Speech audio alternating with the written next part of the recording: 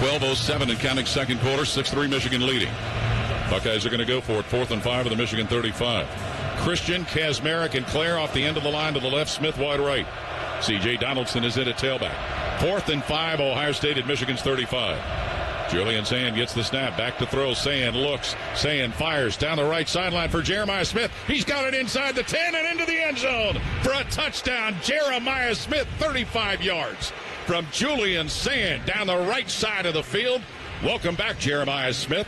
9-6 Ohio State. And they never looked back. Rothman Ice back with you. Oh, happy day. Here we are coming off the streak ender in Ann Arbor. Anthony Rothman, Matty Ice Hayes, and the Loose Cannon boys. Good to see you. Oh, it's good to see you on a Victory Monday. How we feeling, big dog? You good over there? I think it played out fairly similar to what people thought it could or hoped to. Certainly the beginning wasn't, I wouldn't put that in the ideal category, getting gashed for a couple runs. But I do think, and I know a lot of people have probably looked to those two possessions because when, and the big one is Julian throwing the pick on the second play. But I want to go back to the beginning. So Ryan Day's interviewed by Jenny Taft, and we're all listening, and he says, because I talked about this for a week, the tightrope he was going to walk between last year's coaching in a phone booth and this year, whether they would swing for the fences. Mm-hmm. And when he said to her, we're attacking right out of the gate, everybody erupted. Like that was the confidence. And I remember saying to you on Friday, or maybe I said it on the tailgate, we've done so many shows, that who cares if you go 3 and out on the first possession? Like, who cares? Like, you've sent the message that you're not going to just be conservative and predictable. And I know it's cold, and I get it. I do admit there's a tightrope to walk between being crazy aggressive and stupid versus being very predictable. And so I love the fact that he took a shot early. And now, when the interception happened, I'm not going to lie to you and say that I didn't think, okay, the ghosts could be there now. Like, you got a young quarterback throwing a pick on his second throw of the game on the road. So you really didn't know. But what you did know was when the second they held him to 2 field goals on both those possessions, because you and I can probably both say that if Michigan cashes in on both, and it's difficult for them to do it because they cannot get it in the end zone. Like, they cannot throw it in. They can run it in. They were really good in the conference running it in, but nobody was great at running it in against Ohio State anyway. Matty, when they were held to 2 field goals, that was it. That was because that was their recipe. I know a lot of people said, oh, Ohio State has to get touchdowns in the red zone. I said, not more than Michigan does, not more than they do. And when because be honest, they made it 14-0 in the first quarter. I think that game's on tilt then. I'm not saying Ohio State doesn't win, but 6-0 was nothing. And what was cool about it was mentally, in a weird way, you're down. Like, that's a dream start for Michigan, right? Oh, get on the board, score some points. Yeah.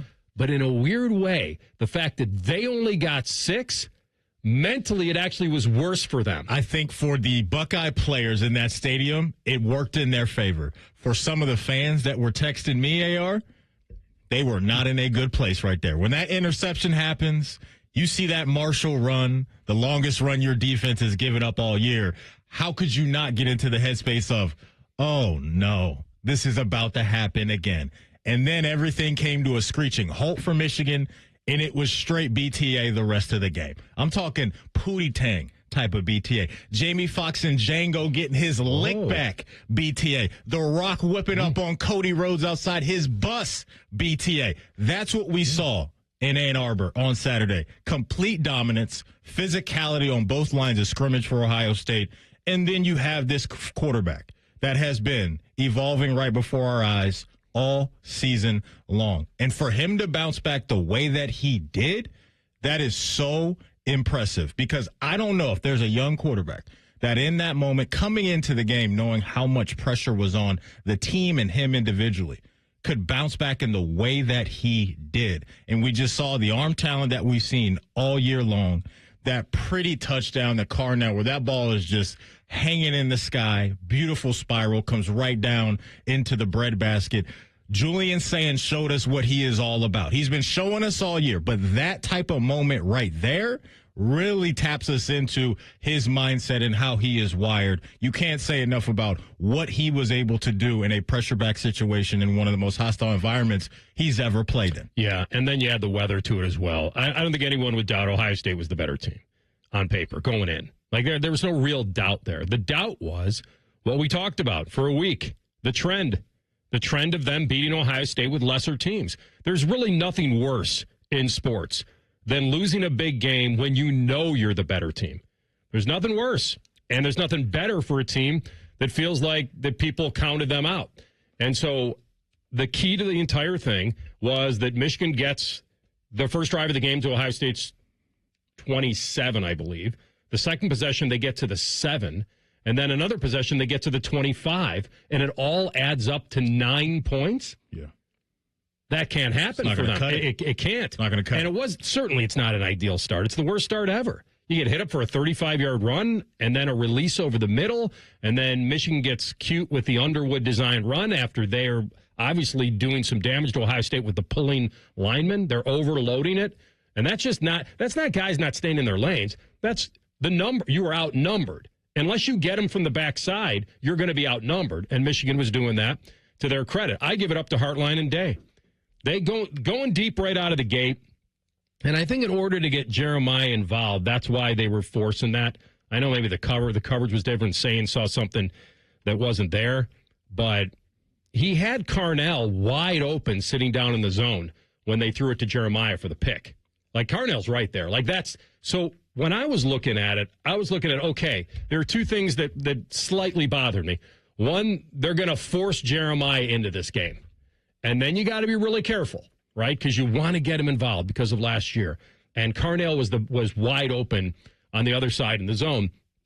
But the fact that he was 0 for 2 with a pick in the biggest game of the year, and it was no big deal, it says the world about him. Mm-hmm. And it says the world about them, that they all have that confidence. I think we all believed that this was a much better team. And I remember saying on the tailgate show that, teams that upset better teams tend to have one thing in common.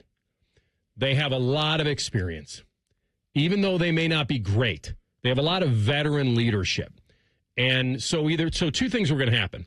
Either Michigan was going to be so young that they wouldn't feel any pressure, that they just wouldn't, the old young, dumb, like don't know anything. Like they don't know any better. You don't feel the pressure. Or that youth was going to show itself in a lot of places. And eventually it did on the O-line in the trenches. And eventually it did certainly at quarterback a lot.